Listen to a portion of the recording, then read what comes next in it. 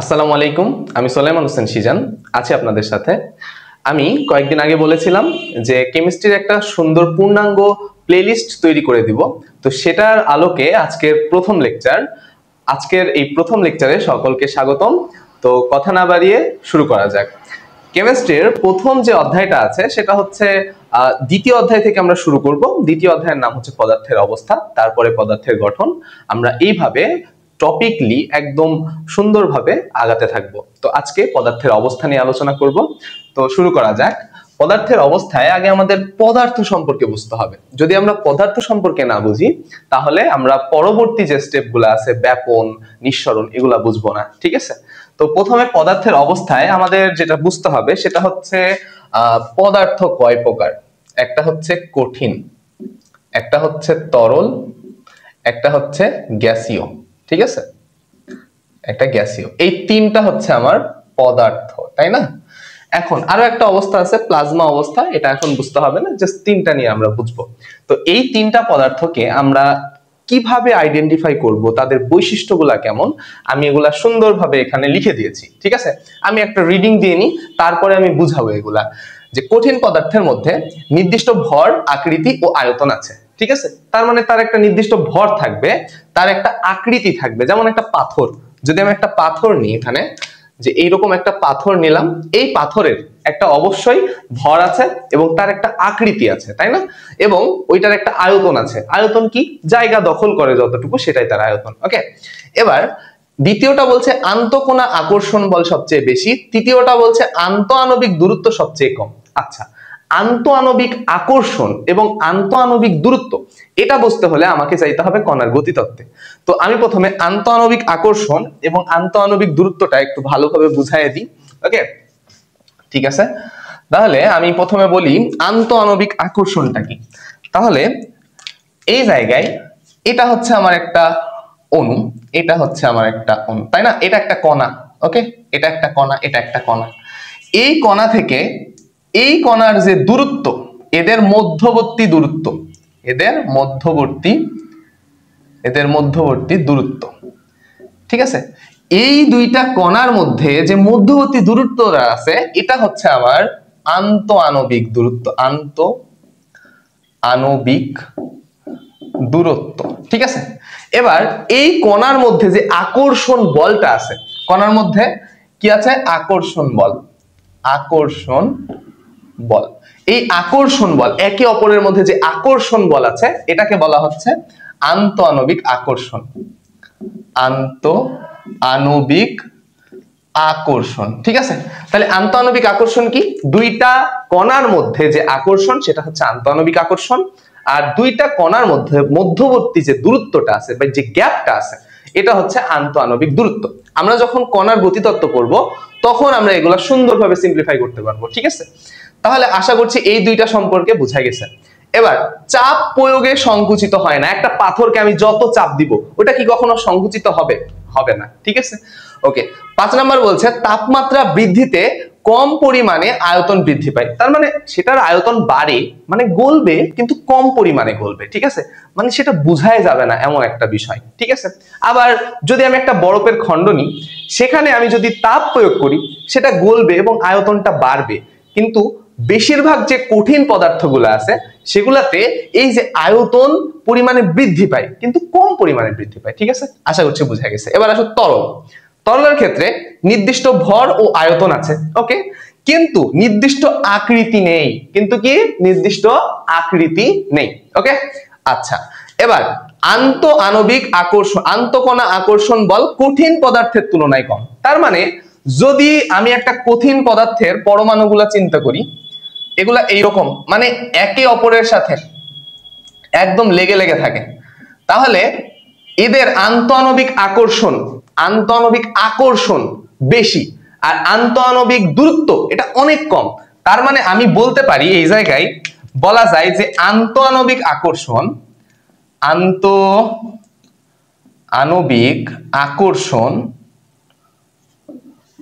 ব্যস্তানুপাতিক দূরত্ব। কার দূরত্ব? আন্তঃআণবিক দূরত্ব। আন্তঃআণবিক দূরত্ব। ঠিক আছে? তাহলে আন্তঃআণবিক দূরত্বের সাথে আন্তঃআণবিক আকর্ষণটা কি? ব্যস্তানুপাতিক। তার মানে যদি তার আন্তঃআণবিক আকর্ষণ বেশি হয় তাহলে আন্তঃআণবিক দূরত্ব কি হবে? কম হবে। আর আন্তঃআণবিক দূরত্ব যদি হচ্ছে বেশি হয় তাহলে আন্তঃআণবিক আকর্ষণ কম হবে। আশা করছি বোঝা গেছে। ওকে, তাহলে এটা যদি কঠিন পদার্থের ক্ষেত্রে হয়, এটা যদি কঠিন পদার্থের ক্ষেত্রে হয় তাহলে তরলেরটা কেমন হবে? তরলেরটা এমন হতে পারে, এই যে এমন, যে একটু একটু ডিসটেন্স আকারে আছে, ঠিক আছে? মানে এদের আন্তঃআণবিক দূরত্বটা কি হয়? বেড়ে যাবে। আমি কণার গতিতত্ত্ব যখন বোঝাবো তখন এটা খুব ভালোভাবে ক্লিয়ার করে দিব। ওকে, তারপরে যেটা বলছে সেটা হচ্ছে চাপ প্রয়োগে আয়তন হ্রাস পায় না। চাপ প্রয়োগ করা হবে, আয়তন কিভাবে হ্রাস পাবে? চাপ, আমি একটা পানিতে যতই চাপ দিই ওইটার আয়তন কি কমবে? কখনোই কমার সুযোগ নেই, ঠিক আছে? ওকে, এবার তাপমাত্রা বৃদ্ধিতে কঠিন পদার্থ থেকে বেশি পরিমাণে আয়তন বৃদ্ধি পায়। তার মানে কঠিন পদার্থের তুলনায় এটার আয়তনটা কি হবে? বৃদ্ধি পাবে, ঠিক আছে? তুমি এক কাজ করবা, একটা বোতলের মধ্যে পানি নিবা পরিমাণ মতো মানে একদম লেভেলে নিবা, পুরো বোতল পানি নিবা, ওইটা একটা পাত্রে ঢালবা, দিয়ে গরম করবা। গরম করার পরে আবার সেই গরম পানিগুলা ওই বোতলের মধ্যে ঢালবা এবং ছিপিটা কি করবা? আটকে দিবা, দেখবা বোতলটা ফুলে গেছে, ঠিক আছে? তার মানে গরম করলে তাপমাত্রা যখন বাড়ানো হয় সেটার আয়তন কি হবে? বেড়ে যাবে, ঠিক আছে? আশা করছি বুঝছো।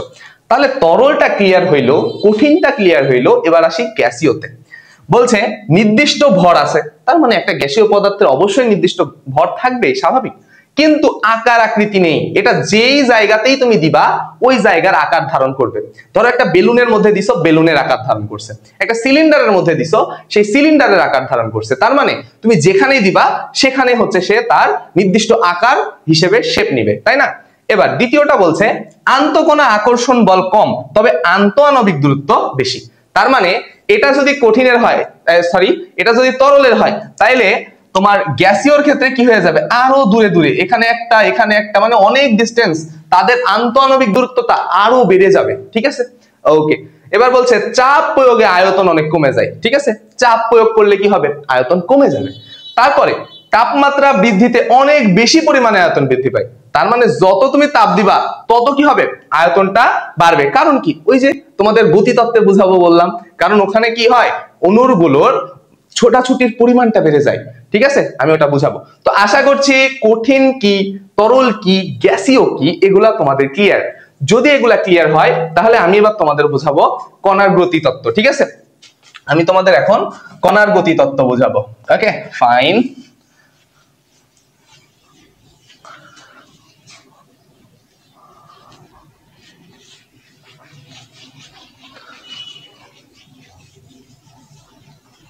ঠিক আছে, এবার তোমরা দেখবা কণার গতিতত্ত্ব, ঠিক আছে? কণার গতিতত্ত্ব, ঠিক আছে? ওকে, ফাইন। কণার গতিতত্ত্বটা আমরা কিভাবে আইডেন্টিফাই করতে পারি এটা তোমাদের এখন দেখাই। ওকে, ঠিক আছে। তাহলে ধরো এটা হচ্ছে তোমার একটা কঠিন পদার্থ। এটা কি? এটা হচ্ছে কঠিন। ধরো এটা হচ্ছে তরল। ওকে, এটা কি? এটা হচ্ছে তরল। আর এইটা হচ্ছে আমার গ্যাসীয়। এটা কি? এটা হচ্ছে গ্যাসীয়। ওকে, এখন এই তিনটা পদার্থ আছে। এখন আমরা এটা বুঝবো কিভাবে? আমরা বুঝবো এটা তাপমাত্রা দিয়ে। ওকে, তাহলে আমি যদি কঠিন পদার্থের ভিতরে অণুগুলো দেখতে পাই তাহলে এগুলা এই রকম থাকে, মানে এদের মধ্যে আন্তঃআণবিক যে আকর্ষণ এটা কি হয় বলতো? সবচেয়ে বেশি হয়। তাহলে এই জায়গায় আমি আগে এদেরগুলা আঁকাই নিই। এই ক্ষেত্রে কি হয়? এই ক্ষেত্রে একটু ডিস্টেন্স হয়, ঠিক আছে? ওকে, আর এদের ক্ষেত্রে কি হয়? এদের ক্ষেত্রে আরো বেশি হয়, ঠিক আছে? এদের ক্ষেত্রে আরো বেশি হয়। দেখো এই ক্ষেত্রে আন্তঃআণবিক আকর্ষণ, এই ক্ষেত্রে আন্তঃআণবিক আকর্ষণ কি হয় বলতো?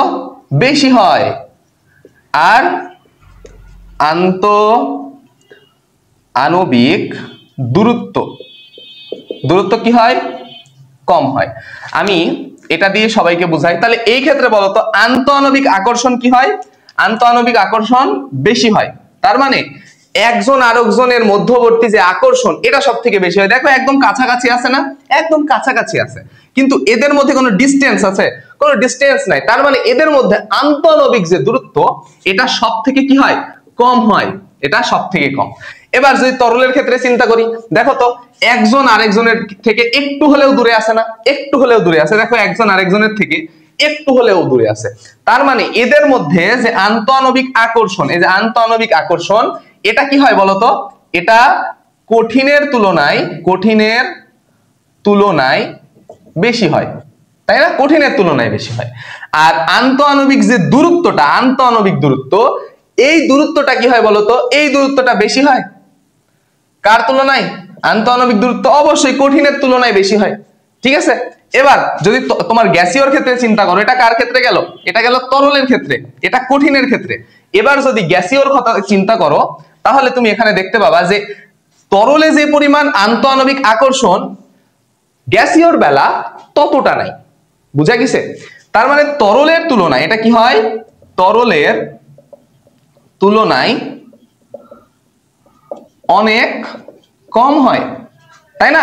তার মানে এই যে তোমার আন্তঃআণবিক আকর্ষণ এটা বলতো, এই যে তোমার আন্তঃআণবিক আকর্ষণ, আচ্ছা এটা তরলের তুলনায় কম হবে, হ্যাঁ কম হবে, ঠিক আছে? আর এই যে দূরত্ব, এই দূরত্বটা বেশি হবে। এবার দেখো তো এই যে তরলে যে পরিমাণ আন্তঃআণবিক আকর্ষণ আছে, এই তরলের তুলনায় এটা আরো কম হবে। তার মানে এটা কঠিনের তুলনায় কম, এটা তরলের তুলনায় কম। মানে যত তাপমাত্রা বাড়াচ্ছি আমরা, তত কি হচ্ছে বলতো? অণু পরমাণুর মধ্যে ছোটাছুটি করার ক্যাপাসিটি এটা বেড়ে যাচ্ছে, তাই না? এটাই আমাদের লাগবে। আমরা যখন এখানে তাপ প্রয়োগ করলাম, ঠিক আছে, আমরা এখানে কি প্রয়োগ করলাম? তাপ প্রয়োগ করলাম, সাথে সাথে কি হলো? অণু পরমাণুর মধ্যে ছোটাছুটি করার ক্যাপাবিলিটি বেড়ে গেল। ওরা কি করলো? ছুটতে থাকলো, ঠিক আছে? এবং এদের মধ্যকার আন্তঃআণবিক আকর্ষণটা কি হয়ে গেল? আস্তে আস্তে কমা শুরু করলো এবং আন্তঃআণবিক দূরত্বটা বাড়া শুরু করলো। আন্তঃআণবিক দূরত্ব এখানে যতটা বেড়েছে, কঠিনের তুলনায় এখানে আন্তঃআণবিক দূরত্বটা বেশি। আবার তরলের তুলনায় এখানে কি বলতো? এখানে তরলের তুলনায় বেশি, তাই না? তার মানে তোমাকে এখানে বুঝতে হবে, দেখো তো একজনের থেকে আরেকজন কত দূরে অবস্থিত। দেখো তো এটা থেকে এটা কত দূরে, এটা থেকে এটা কত দূরে। তার মানে তোমাকে বুঝতে হবে যখনই আমরা তাপমাত্রা তোমার হচ্ছে বাড়াচ্ছি, ঠিক আছে, আমরা তাপ প্রয়োগ করছি, তখনই ওদের মধ্যে ছোটাছুটি করার ক্যাপাবিলিটি বেড়ে যাচ্ছে, সাথে সাথে ওদের আন্তঃআণবিক আকর্ষণটা কমে যাচ্ছে এবং আন্তঃআণবিক দূরত্বটা বেড়ে যাচ্ছে, তাই না? আন্তঃআণবিক আকর্ষণ কমলে আন্তঃআণবিক দূরত্বটা বাড়ে। তখনই কি হচ্ছে? তাদের মধ্যে যে দূরত্ব বাড়ছে, তখন সেটা তরলে পরিণত হচ্ছে। ওই তরলকে যদি আমি আবার তাপ দিই, তখন কি হচ্ছে? সেটা গ্যাসীয় পদার্থে পরিণত হচ্ছে। তখনই যখন আন্তঃআণবিক আকর্ষণটা কমে যাচ্ছে এবং আন্তঃআণবিক দূরত্বটা বেড়ে যাচ্ছে। তো আশা করছি তোমার এই টোটাল কনসেপ্টটা ক্লিয়ার। আর এটাই হচ্ছে কণার গতিতত্ত্ব, ঠিক আছে?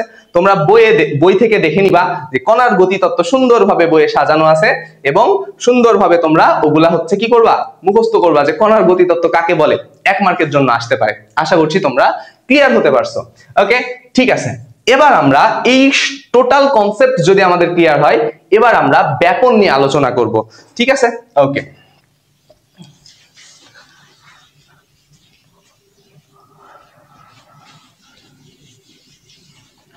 ঠিক আছে, চলো এবার ব্যাপন নিয়ে আলোচনা করা যাক। তো দেখো এই জায়গায় ব্যাপনের যে কনসেপ্ট গুলা আমি এখানে লিখে দিয়েছি, সময় বাঁচানোর জন্য আমি লিখে দিলাম। এবার দেখো আমি তোমাদের নিয়ে আলোচনা করি এটা নিয়ে। দেখো ব্যাপন বলছে, ব্যাপন কঠিন তরল ও গ্যাসীয় পদার্থের হয়ে থাকে। তার মানে ব্যাপন মানে কি? ব্যাপন মানে হচ্ছে ছড়িয়ে পড়া, ছড়িয়ে পড়া, ঠিক আছে? ছড়িয়ে পড়া। এখন কিভাবে ছড়িয়ে পড়বে? অবশ্যই বেশি ঘনত্ব থেকে কম ঘনত্বের দিকে ছড়িয়ে পড়বে। কোন দিকে ছড়িয়ে পড়বে?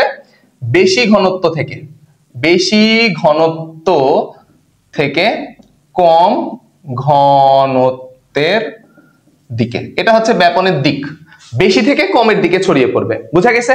আচ্ছা, ব্যাপন মানে ছড়িয়ে পড়া। যখন তুমি কি করবা? একটা সেন্ট, তুমি একটা সেন্টের বোতল চিন্তা করো, ধরো এটা একটা সেন্টের বোতল, পারফিউম, ঠিক আছে? এখানে তুমি যখন প্রেসার দিলা, এখানে যখন প্রেসার দিলা, তখন কি ওটা ছড়িয়ে পড়লো, ঠিক আছে? তখন তোমার নাকে স্মেলটা আসলো এবং তুমি একটা ঘ্রাণ পাইলা যে সেটা ভালো কি খারাপ। তুমি যে ঘ্রাণটা পাইলা, ওটা যে ছড়িয়ে পড়লো, ওইটা হচ্ছে ব্যাপন।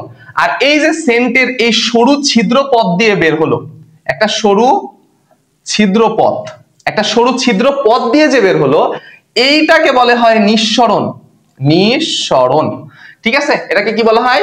নিঃসরণ। আচ্ছা, এবার যে নিঃসরণ ওই যে সরু ছিদ্র পথ দিয়ে বের হয়েছে, এই জন্য এটার নাম নিঃসরণ। আর এই যে ছড়িয়ে পড়েছে, তুমি ঘ্রাণটা পাইছো, এটার নাম হচ্ছে ব্যাপন। আশা করছি ক্লিয়ার। ওকে, তাহলে ব্যাপন হার নিয়ে আমরা আলোচনা করব। তার আগে আমি দেখো বলে রাখি, সেটা হচ্ছে ব্যাপন কঠিন ও তরল ও গ্যাসীয় পদার্থের মধ্যে হয়ে থাকে। এবার ব্যাপন উচ্চ ঘনত্ব থেকে কম ঘনত্বের দিকে ছড়িয়ে পড়ে, বোঝা গেছে? তাহলে ঘনত্ব যেখানে বেশি সেখান থেকে কমের দিকে অবশ্যই ছড়িয়ে পড়বে। ওকে, তারপর বলছে ঠান্ডা পানি অপেক্ষা গরম পানির ব্যাপন হার বেশি। তুমি দুইটা গ্লাস নিবা, একটাতে ঠান্ডা পানি রাখবা, একটাতে গরম পানি রাখবা, ফুটন্ত গরম পানি, ঠিক আছে? তখন তুমি কি করবা, দুইটা হচ্ছে তোমার দুইটা কালার নিবা, অথবা একটা কালারও নিতে পারো। দুইটা কালারের একসাথে ড্রপ তুমি হচ্ছে এক ফোঁটা কালার ফেলবা, দেখবা গরম পানিতে আগে ছড়িয়ে পড়ছে। তার মানে কঠিন তোমার হচ্ছে ঠান্ডা পানির তুলনায় গরম পানির ব্যাপন হারটা বেশি, ঠিক আছে? আশা করছি বুঝছো। এবার দেখো, তোমার একাধিক পদার্থের মধ্যে যার আণবিক ভর বা ঘনত্ব বেশি তার ব্যাপন হার কম। তার মানে আমাদের এটা মনে রাখতে হবে, এই কনসেপ্টটা জরুরি, যে যার আণবিক ভর হচ্ছে বেশি হবে তার ব্যাপন হার কম হবে, ঠিক আছে? তাহলে আমি একটা জিনিস এখানে লিখে দিই, যে আণবিক ভর ব্যস্তানুপাতিক 1/, ব্যাপন হার। ব্যাপন হার তার মানে এখানে বলা যায় যে আণবিক ভর যার বেশি, আণবিক ভর যার বেশি তার ব্যাপন হার কম। আচ্ছা, এখানে না লিখে এখানে লিখি ব্যাপন হার কম। তার মানে আমাকে যদি যৌগ দেয় বা অণু দেয় এবং বলে যে এদের মধ্যে ব্যাপন হার কার বেশি, তাহলে আমি কি করব? আমি আগে আণবিক ভর বের করব, যার আণবিক ভর কম তার ব্যাপন হার বেশি। তো আমরা এইরকম একটা প্রবলেম সলভ করি, চলো আমরা একটা প্রবলেম সলভ করি, তাহলে আমাদের ক্লিয়ার হয়ে যাবে, ঠিক আছে? তো ধরো আমাদের এখানে আমরা তিনটা যৌগ নিই।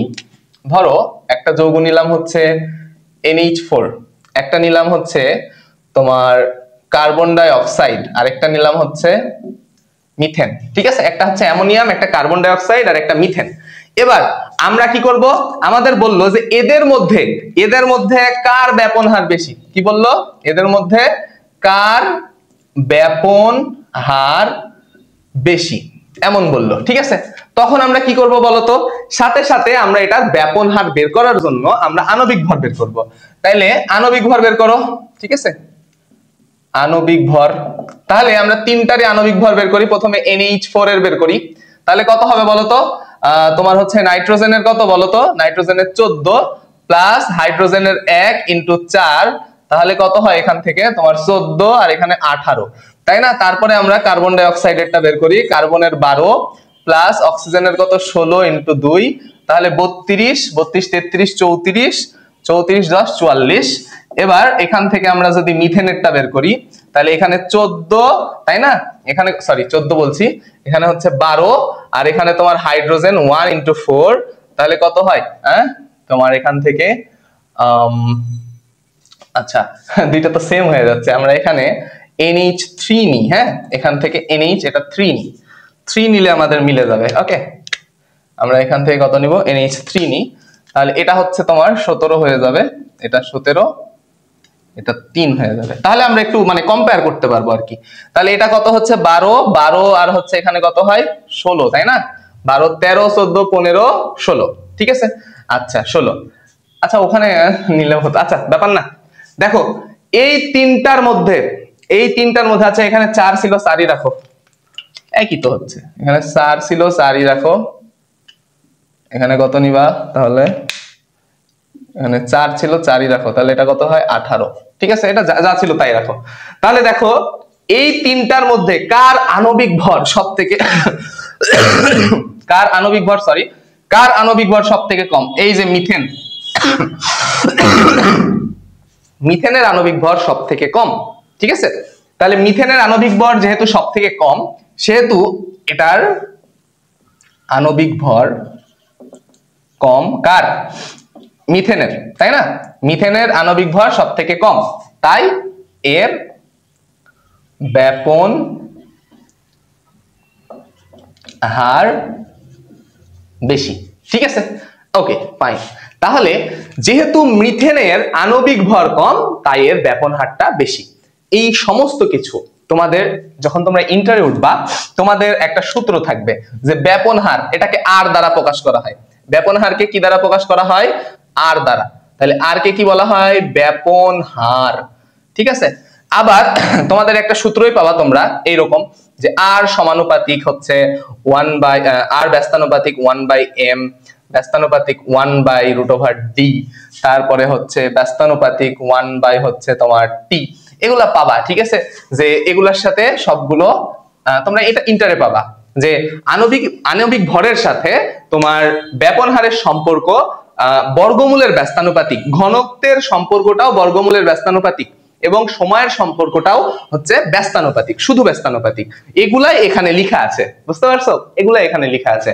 তো আশা করছি ব্যাপন নিয়ে তোমাদের যাবতীয় কনফিউশন ক্লিয়ার হয়ে গেছে। এবার আমরা পরবর্তী টপিকে যেতে পারি। তাহলে আমরা ব্যাপন শিখলাম, ব্যাপন হার শিখলাম এবং নিঃসরণ শিখেছি।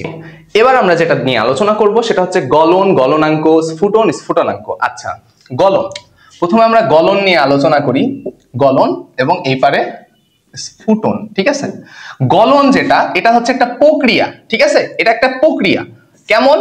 কঠিন পদার্থ থেকে, কঠিন থেকে তরল পদার্থে পরিণত হওয়ার যে প্রক্রিয়া, এটাকে আমরা বলছি গলনাঙ্ক। কিন্তু এখানে একটা জিনিস মেজার করে, সেটা হচ্ছে তাপমাত্রা। ঠিক আছে, তাপমাত্রা। তার মানে যদি আমরা তাপ প্রয়োগ করি, তাপ যদি প্রয়োগ করি তাহলে আমাদের এই যে পদার্থ, কঠিন পদার্থ, এটা গলে কিসে পরিণত হবে? তরলে পরিণত হবে। এটাই হচ্ছে আমার গলন। আর স্ফুটন কি? স্ফুটন হচ্ছে তরল পদার্থ, তরল পদার্থ গলে কিসে পরিণত হবে? গ্যাসীয় পদার্থে পরিণত হবে। ঠিক আছে, গ্যাসীয় পদার্থ।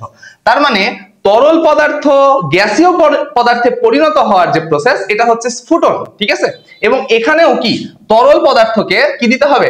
তাপ দিতে হবে। তার মানে এখানেও তাপমাত্রাটা মেজার করবে। ঠিক আছে, তার মানে তরল পদার্থ থেকে গ্যাসীয় পদার্থে পরিণত হওয়ার যে প্রসেস, এটা হচ্ছে আমার স্ফুটন। আচ্ছা, তাহলে গলনাঙ্কটা কি? গলনাঙ্ক, ঠিক আছে, গলনাঙ্ক। এই গলনাঙ্ক হচ্ছে তোমার একটা কি তাপমাত্রার স্কেল, তাই না? তাহলে তাপমাত্রাটা কত হয় গলনের? 0 ডিগ্রি সেলসিয়াস, 0 ডিগ্রি সেলসিয়াস। আর স্ফুটনাঙ্কের, স্ফুটনাঙ্ক, স্ফুটনাঙ্কের কত হয় বলতো? এটা হচ্ছে 100 ডিগ্রি সেলসিয়াস। ঠিক আছে, তার মানে আমাদের অবশ্যই এখানে খেয়াল রাখতে হবে এই দুই প্রসেসের মধ্যেই আমাদের চাপ হতে হবে 1 অ্যাটমসফিয়ার। ঠিক আছে, কত হইতে হবে? 1 অ্যাটমসফিয়ার। তার মানে এক বায়ুমণ্ডলীয় চাপ। 1 অ্যাটমসফিয়ারকে কি বলা হয়? এক বায়ুমণ্ডলীয় চাপ। তার মানে আমরা বলতে পারবো যে এক বায়ুমণ্ডলীয় চাপে কোনো কঠিন পদার্থ যে তাপমাত্রায় তরলে পরিণত হয় তাকে কি বলা হয়? গলনাঙ্ক বলা হয়। আবার এখানে বলতে পারবো যে এক বায়ুমণ্ডলীয় চাপে কোনো তরল পদার্থ যে তাপমাত্রায় গ্যাসীয় পদার্থে পরিণত হয় তাকে স্ফুটনাঙ্ক বলা হয়। আশা করছি তোমাদের এই কনসেপ্টটা ক্লিয়ার হয়ে গেছে। আচ্ছা, এবার আমরা যেটা নিয়ে আলোচনা করব সেটা হচ্ছে তোমার, এটা হচ্ছে বরফের তাপ প্রদানের লেখচিত্র। আর এটা কি? এটা হচ্ছে তোমার জলীয় বাষ্প শীতলীকরণের লেখচিত্র। ঠিক আছে, এই হচ্ছে দুইটা রেখা, বোঝা গেছে? এই দুইটা গ্রাফ নিয়ে এখন আমরা আলোচনা করব। দেখো, প্রথমে আমি একটা হচ্ছে অবস্থা নিয়েছি। দেখো, এটা হচ্ছে তোমার একদম বরফ।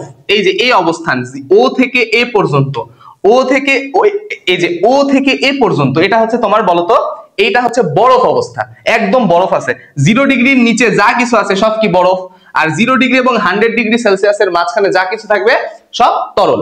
যখনই 100 ডিগ্রিতে কোনো পদার্থ চলে যায় তখন কি হয়? ফুটতে শুরু করে, তখন আস্তে আস্তে সে কিসে পরিণত হবে? গ্যাসে পরিণত হবে। তাহলে একটু লক্ষ্য করো যে এ এবং এই যে তোমার ও এ, এইটুকু অবস্থানে যে আছে সেই পদার্থটা অবশ্যই বরফ অবস্থায় আছে। ঠিক আছে, এবার এ বি যে রেখা, এই যে এ বি রেখা দেখো তো এইভাবে চলতে আছে। এ বি, এই যে রেখাটা, এই রেখাকে বলা হয় বরফের গলনাঙ্ক রেখা। বরফের গলনাঙ্ক রেখা। ঠিক আছে, এই যে এ বি হচ্ছে আমার বরফের গলনাঙ্ক রেখা। ঠিক আছে, আচ্ছা, এবার দেখো তো কেন গলনাঙ্ক রেখা বলা হচ্ছে, কারণ 0 ডিগ্রি সেলসিয়াস তাপমাত্রায় কোনো পদার্থ কি হয়, গলতে শুরু করে, ঠিক আছে, গলতে শুরু করে। তাহলে এই যে বিসি এই যে দেখো বি থেকে সি বিন্দুতে দেখো তো আস্তে আস্তে তাপমাত্রা বাড়ছে এবং এই 0 ডিগ্রিতেই গলতে শুরু করে এবং সম্পূর্ণরূপে পানিতে পরিণত হয়। এবং বিসি যে অবস্থা আস্তে আস্তে তাপমাত্রা বাড়ছে এবং এই যে সিডি এখানে দেখো তো বিসি কি বলতো, বিসি হচ্ছে তোমার পানি, তাই না, বিসি পানি। এবং এখানে দেখো এই যে সি থেকে ডি যে রেখাটা, এই সি থেকে ডি রেখাটা হচ্ছে তোমার পানির স্ফুটনাঙ্ক রেখা। তার মানে এটাকে আমরা কি বলতে পারি, এই যে সিডি কে বলবো হচ্ছে পানির স্ফুটনাঙ্ক রেখা, ঠিক আছে, পানির স্ফুটনাঙ্ক রেখা সিডি, বুঝা গেছে। তাহলে সি থেকে ডি পর্যন্ত যে ডিসটেন্স, এই যে তোমার রেখাটা, এটাকে বলা হয় পানির স্ফুটনাঙ্ক রেখা। আমার কথা বুঝতে পারছো আসলে? কারণ কি বলতো, কারণ 100 ডিগ্রি সেলসিয়াসে এই পানিটা কি হয়, ফুটতে শুরু করে, এই জন্য এটাকে বলা হচ্ছে সিডি যে রেখাটা, এটাকে বলা হচ্ছে পানির স্ফুটনাঙ্ক রেখা। এবার যখনই এই জায়গা থেকে যাওয়া শুরু করবে, এখানে ফুটতে শুরু করছে, তাহলে এই যে ডি থেকে ই পর্যন্ত এগুলা কি বলতো, এগুলা গ্যাস, তার মানে গ্যাসে পরিণত হয়ে গেছে। আশা করছি তুমি বুঝতে পারছো। তাহলে এই গ্রাফটা আশা করছি তোমাদের ক্লিয়ার। আমরা এখানে কি করলাম, এখানে কঠিন পদার্থকে কিসে পরিণত করলাম, আস্তে আস্তে গ্যাসীয় পদার্থে পরিণত করলাম। এবার এইটা লক্ষ্য করো, এটা লক্ষ্য করলে তুমি দেখতে পাবা যে 0 ডিগ্রি সেলসিয়াস মানে তোমার 0 ডিগ্রি সেলসিয়াস এবং 100 ডিগ্রি সেলসিয়াস এটা দেওয়া আছে। তার মানে এই অবস্থানটা এবং এই অবস্থানটা তুমি একটু লক্ষ্য করো যে আমি একটা গ্যাসকে কি করছি, শীতল করছি। দেখো এই অবস্থানে সে গ্যাসীয় ফরম্যাটে ছিল, এই অবস্থানে যে বি সি তে পানিতে ছিল এবং ডি ই তে হচ্ছে বরফে ছিল। তার মানে আমার অবস্থানগুলো একটু লক্ষ্য করো যে প্রথমে সে এই অবস্থানে ছিল, এইটুকু অবস্থানে সে গ্যাস ছিল মানে জলীয় বাষ্প ছিল, তখন আমরা এটাকে কি করছি, ঠান্ডা করছি, আমরা শীতলীকরণ করছি। এটা লিখো চিত্রটা কি, শীতলীকরণ।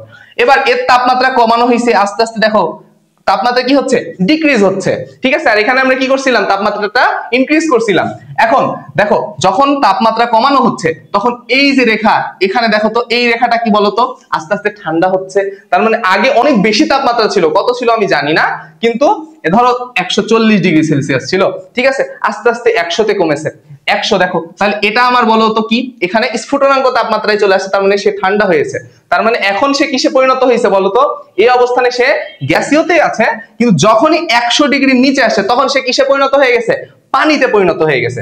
এবার দেখো এই যে বিসি রেখা, এই বিসি রেখাটুকু, এইটুকু, এই যে বি থেকে সি এতটুকু রেখা, এটা হচ্ছে তার পানি অবস্থা, ঠিক আছে, সে আরো ঠান্ডা হয়ে গেছে, তাকে আরো ঠান্ডা করা হলো, তখন সে 0 ডিগ্রি সেলসিয়াসে চলে আসছে। 0 ডিগ্রি সেলসিয়াসে এসে একদম সে কিসে, বরফে পরিণত হয়েছে। এবার দেখো একদম সে কিসে চলে গেল, ডিই অবস্থানে, সে একদম টোটালি বরফে পরিণত হয়ে গেল। এই হচ্ছে আমাদের বিষয়বস্তু, শীতলীকরণের বিষয়বস্তু, ঠিক আছে। তাহলে আমরা দুইটা গ্রাফ সম্পর্কে দেখলাম, এখান থেকে পরীক্ষায় প্রশ্ন আসবে ইনশাআল্লাহ, ঠিক আছে, এখান থেকে পরীক্ষায় প্রশ্ন আসবে ইনশাআল্লাহ 100%, ঠিক আছে। আশা করছি তোমাদের এই গ্রাফটা সকলের ক্লিয়ার হয়ে গেছে। ওকে, এবার আমরা যেটা নিয়ে আলোচনা করব সেটা হচ্ছে তোমার বাষ্পীভবন,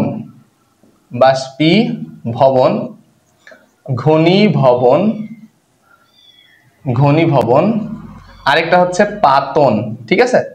এই তিনটা নিয়ে আলোচনা করব। বাষ্পীভবনটা কি ভালোভাবে বুঝো। বাষ্পীভবন হচ্ছে কোন তরলকে তাপ দিয়ে গ্যাসে পরিণত করা, আর ঘনীভবন কি, ওই গ্যাসকে আবার কিসে পরিণত করা, তরলে পরিণত করা।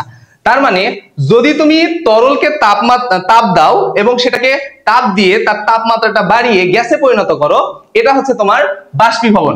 আর ঘনীভবন কি, ওই গ্যাসকেই তুমি আবার শীতলীকরণের মাধ্যমে যদি তরলে পরিণত করো, সেটাকে বলা হচ্ছে ঘনীভবন। তাহলে পাতন কি, পাতন হচ্ছে তোমার বাষ্পীভবন, ঠিক আছে, বাষ্পীভবন প্লাস ঘনীভবন। তাহলে বিষয়টা কেমন ঘটছে, বিষয়টা এমন যে যদি তুমি ওই তরল পদার্থকে তাপমাত্রা বাড়িয়ে বা তাপ প্রয়োগ করে সেটাকে বাষ্পে পরিণত করো এবং সেই বাষ্পকে আবার শীতলীকরণের মাধ্যমে তরলে পরিণত করো, টোটাল যে প্রসেস এটাকে বলা হচ্ছে পাতন, ঠিক আছে। এবার আরেকটা টপিক পড়বো আমরা, সেটা হচ্ছে ঊর্ধ্বপাতন, ঠিক আছে। ঊর্ধ্বপাতন জিনিসটা কি, যদি তুমি কঠিন পদার্থকে তাপ দাও তাহলে তার তাপমাত্রা তুমি বাড়াইছো, তাহলে কঠিন পদার্থকে তাপ দেওয়ার ফলে যদি সেটা তরলে পরিণত না হয়ে সরাসরি কিসে পরিণত হবে? গ্যাসে পরিণত হবে। তার মানে এই যে কঠিন, ধরো একটা কঠিন পদার্থ আছে, এই কঠিন পদার্থটাকে তুমি কি করছো? তাপ দিছো। তাপ দেওয়ার ফলে সে কিসে পরিণত হয়েছে? সরাসরি গ্যাসে পরিণত হয়েছে। গ্যাসে পরিণত হওয়ার সাথে সাথে এই জিনিসটাকে আমরা বলবো কি? ঊর্ধ্বপাতন। তার মানে কঠিন পদার্থ থেকে সরাসরি যদি গ্যাসে পরিণত হয় তাহলে আমরা তাকে বলবো ঊর্ধ্বপাতিত পদার্থ। ঠিক আছে? তাহলে যেই পদার্থগুলো এমন ভাবে কঠিন থেকে সরাসরি গ্যাসে পরিণত হয় তাদের বলা হয় ঊর্ধ্বপাতিত পদার্থ। আর যদি কঠিন পদার্থ তোমার হচ্ছে গ্যাসে পরিণত হয়ে যায় তাহলে আমরা এটাকে কি বলবো? ঊর্ধ্বপাতন। তাহলে কিছু ঊর্ধ্বপাতিত পদার্থ আমরা জানি। তাহলে কি কি জানি বলতো? আমরা হচ্ছে আয়োডিন জানি, আয়োডিন, তারপরে হচ্ছে কর্পূর, তারপরে হচ্ছে নিশাদল। ঠিক আছে? নিশাদল, এগুলা হচ্ছে তোমার ঊর্ধ্বপাতিত পদার্থ। তো আমাদের এই অধ্যায়ে এই কয়টা লেকচারই আছে, এই কয়টা কনসেপ্ট যদি ভালোভাবে ক্লিয়ার হয় তোমাদের, তাহলে খুব ভালোভাবে তোমরা রিভাইজের মধ্যে আসতে পারবা। ঠিক আছে? তো আশা করছি এই অধ্যায়টা সকলের ক্লিয়ার, খুব ভালোভাবে তোমাদের বুঝিয়ে দিয়েছি। এইভাবে আমরা পরবর্তী অধ্যায়গুলোও শেষ করবো ইনশাআল্লাহ। তো আজকে এই পর্যন্তই, আমার জন্য দোয়া কইরো। আসসালামু আলাইকুম।